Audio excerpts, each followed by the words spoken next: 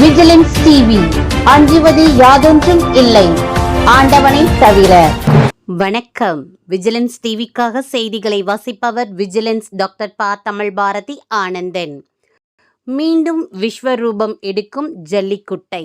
500 குடும்பங்களின் நிலை என்னவாகும்? திராவிட மாடல் அரசின் நிலைப்பாடு என்ன? சாமானிய மக்களின் கேள்வி. ஆம்பூரில் கட்டுக்கடங்காத ஆற்று மணல் கொள்ளை கண்டுகொள்ளாத காவல்துறை மற்றும் வருவாய்த்துறை நடவடிக்கை எடுப்பாரா மாவட்ட ஆட்சியர்?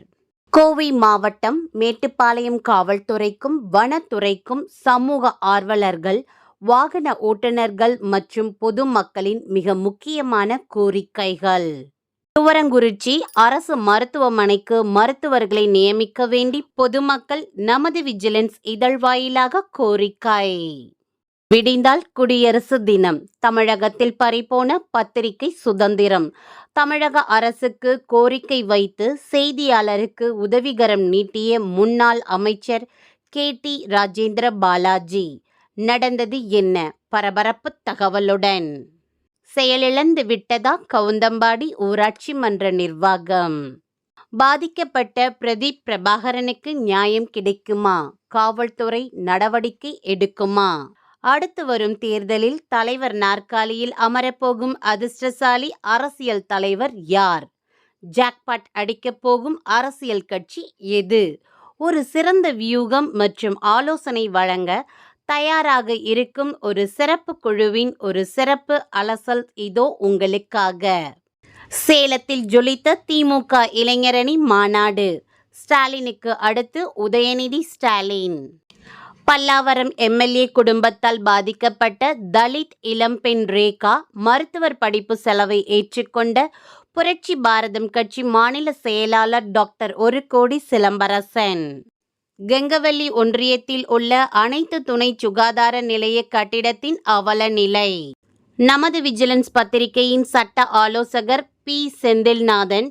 பாலியல் குற்றங்களிலிருந்து குழந்தைகளை பாதுகாத்தல் போக்சோ சட்டம் 2012 பற்றி ஒரு சிறப்பு பார்வை. சிவகங்கை மாவட்டம் மதகுப்பட்டி ஊராட்சி மன்ற தலைவர் சரஸ்வதி முத்துக்குமார் ஒரு சிறப்பு பார்வை.